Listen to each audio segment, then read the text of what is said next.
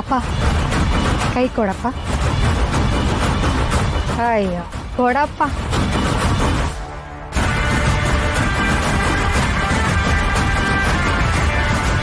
ಮಾರಿಗುಡಿ ಮಹಾಜನಗಳೇ, ಇಷ್ಟು ದಿನ ಮನೆ ಎಂಬ ಗರ್ಭಗುಡಿ ಒಳಗಿದ್ದ ನನ್ನ ಪೂಜ್ಯ ತಂದೆಯವರು ಈಗ ಬೀದಿಲಿ ಉತ್ಸವ ಮೂರ್ತಿ ತರ ಓಟ್ ಕೇಳ್ಕೊಂಡು ಓಡಾಡ್ತಿದ್ದಾರೆ.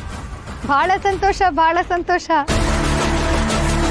ದೇವ್ ಸಿಕ್ಕ ತಕ್ಷಣ ದೇವ್ರ ಕಾಯಿನ ಕಣ್ಣಿಗೆ ಹೊತ್ಕೊಳ್ಳೋದು ವಾಡಿಕೆ ಅಲ್ವಾ? ನಾನು ಹಂಗೆ ಮಾಡಿದೆ. ನನ್ನ ಗಂಡ ನಮ್ಮ ಅಪ್ಪನ ಕಾಲಿಗೆ ಬಿದ್ರು, ನಾನು ನಮ್ಮ ಅಪ್ಪನ ಕಾಯಿನ ಕಣ್ಣಿಗೆ ಹೊತ್ಕೊಂಡೆ. ಇದೆಲ್ಲ ನೋಡ್ತಿದ್ರೆ ನಿಮ್ಗೆಲ್ಲ ಏನನ್ಸುತ್ತೆ? ಈ ಊರಿಂದವ್ರೆ ನನ್ನ ಗಂಡ ಅಲ್ಲ, ನನ್ನ ಅಪ್ಪ ಅಂತ ಅನ್ಸುತ್ತೆ. ಹೌದೋ ಇಲ್ವೋ? ಆದ್ರೆ ನೀವೆಲ್ಲರೂ ನಮ್ಮ ಅಪ್ಪನ ಒಬ್ಬ ಊರಾಧ್ಯಕ್ಷರನ್ನಾಗಿ, ಯಜಮಾನನಾಗಿ, ದೊರೆಯಾಗಿ ನೋಡಿದ್ದೀರ. ಆದ್ರೆ ನಾನು ನಮ್ಮಪ್ಪನ ತುಂಬಾ ಹತ್ತಿರದಿಂದ ಒಬ್ಬ ಭಾವಜೀವಿಯನ್ನಾಗಿ ನೋಡಿದ್ದೀನಿ. ನನ್ನ ಗಂಡ ನಮ್ಮಪ್ಪನ ಕಾಲಿಗೆ ಬಿದ್ದ ತಕ್ಷಣ ನಮ್ಮಪ್ಪನ ಮನಸ್ಸಲ್ಲಿ ಏನ್ ಹೇಳಿದ್ರು ಗೊತ್ತಾ? ವಿಜಯೀ ಭವ, ಗೆದ್ದು ಬಾ ಅಳಿಯ ಅಂತಕ್ಕಂಥ ಒಂದು ಮಾತನ್ನ ಅವ್ರ ಮನಸ್ಸಲ್ಲೇ ಹೇಳಿದ್ರು. ಅದನ್ನ ಈ ಸಂದರ್ಭದಲ್ಲಿ ಹೇಳೋದಕ್ಕೆ ನಾನು ಇಷ್ಟಪಡ್ತೀನಿ. ಪರತವ ಅದೇನಂದ್ರೆ ಗೊತ್ತು ಛತ್ರಿ ಅಣ್ಣ, ನೀವೇನು ಹೇಳ್ಬೇಕಾಗಿಲ್ಲ.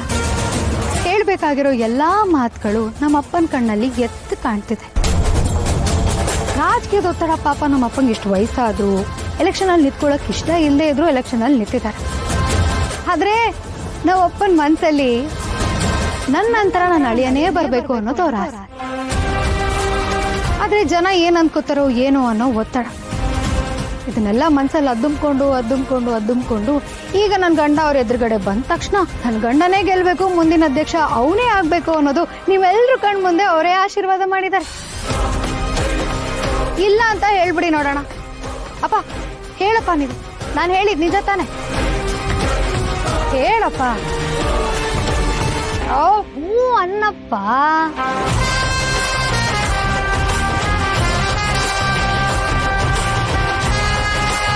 ನೋಡಿದ್ರಲ್ಲ, ಯಜಮಾನ್ರೆ ಹೇಳಿದ್ಮ್ಯಾಕೆ ನಾವೆಲ್ಲ ಯಾರು ಹೊಡಿರಿ ಚಪ್ಪಾಳೆ.